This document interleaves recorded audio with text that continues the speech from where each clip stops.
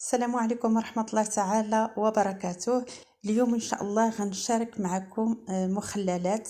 غنبداو بالمزاود، يعني الحار، الفلفل الحار. غنبداو هو الأول، وكنشكركم بزاف الناس اللي كتسول عليا كتقولي فين تأخرتي وداك الشيء. راه كان الأمور كلها كانت مزيانة. غير وقفت شوية وصافي، هذا هو اللي كاين، وحنا رجعنا إن شاء الله، يكون رجوع إن شاء الله موفق بإذن الله. كيف قلت لكم غنبداو بالمخللات، لان المخللات فيها بكتيريا نافعه ومفيده اللي عندهم الجرثومه المعده، اللي عندهم القولون، اللي يعني الصالحه للذات ديالنا. ضروري الانسان يوجدها. دابا هو وقت الخضر، ونتمنى ان كل شيء يعمل هاد المخللات. ويعني كاين اللفت، كاين الخيزو، كاين جميع الخضر غنصاوبوها ان شاء الله مجموعين، وراها مفيده، وراه كتعرفوا هذا ديالها، الفوائد ديالها. عندي هنا اول حاجه القراعي، كنعقمهم، كنديرهم الماء طايب يغلي، وكنخليهم يغليو، ونقلبهم على فمهم هكذاك فوق الطرقيه. ضروري الماء ديال القله. انا عندي اصلا الماء ديال العين، وكنجيبو نديرو في القله.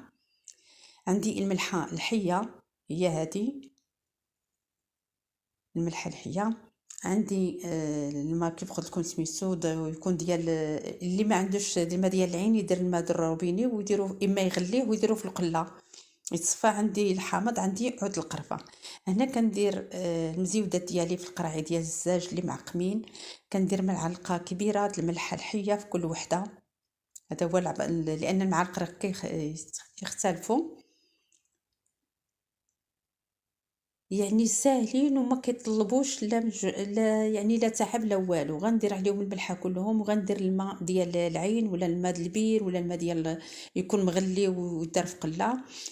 غندير عويد القرفه، غنفرق عليهم كلهم عويدات ديال القرفه، وغنديروا عليهم الميها والحامض. غنعصر الحامض، انا راه وريتكم غير حبه، ولكن راه غنولي نزيد نعصر الحامض وغنديروا عليهم ونسد عليهم على حساب، بحال 10 ايام ولا 15 يوم. عاد غنولي نشارك معكم هاد المخللات ديال هاد المزود، غنردهم هريسه ان شاء الله، كتجي رائعه وغزاله.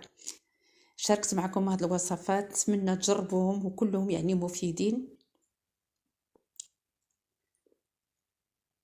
الحامض،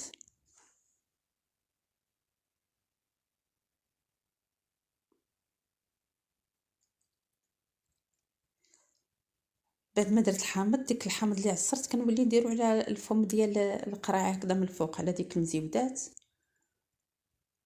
وغنغطيوهم مزيان ونحطهم في شي بلاكار هكذا مظلم، يعني في البلاكار، وخليهم يدوز واحد المده ديال هكذا 10 ايام 15 يوم، وغنجبدهم نصاوبهم معكم. لان الخضر اللي كتكون صلبه كطول مده، كتكون مده ديالها طويله، اللي كتكون يعني هذا بحال هكذا رطبه دغيا كيتخلو، بحال الفلفله الخضراء هذه.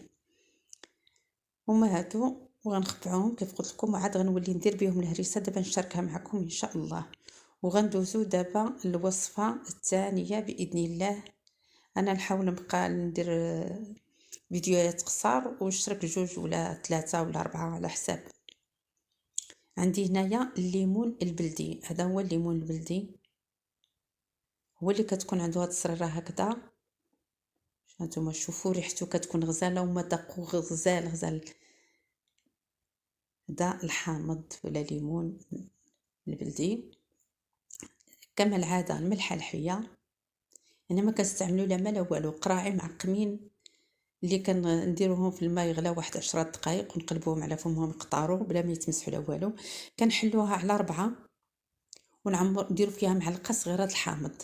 انا هذه هي الطريقه اللي دائما كنديرها، وكتنجح لي. راه عندي ديال 3 سنين دابا اللي كنطيب فيه، ديال 3 سنين، وكنعمر في القرعه وكنبقى نبرك. ولا غدا غتكون هبطات تطلق الماء ديالو، غنولي نزيد عاوتاني فيه الحامض الا حتى كتعمر القرعه مزيان، وكنسدو ونخليه. هذا ان شاء الله انا غنخليه حتى العام هذا بعد 6 شهور يمكن عاد يوجد ان شاء الله. ولكن انا عندي ديال العامات اللي فاتوا تبارك الله دايره الحامض العادي والحامض البلدي. صافي غنسدو عليهم مزيان ونخليهم. انا شي مره كندير الزيت، دابا بلا ما غندير الزيت. ونتمنى هاد 2 وصفات يعجبوكم، ونستافدوا بعضياتنا ان شاء الله. وكنشكركم جزيل الشكر، والسلام عليكم ورحمة الله تعالى وبركاته. نتلاقاو فيديو اخر ان شاء الله.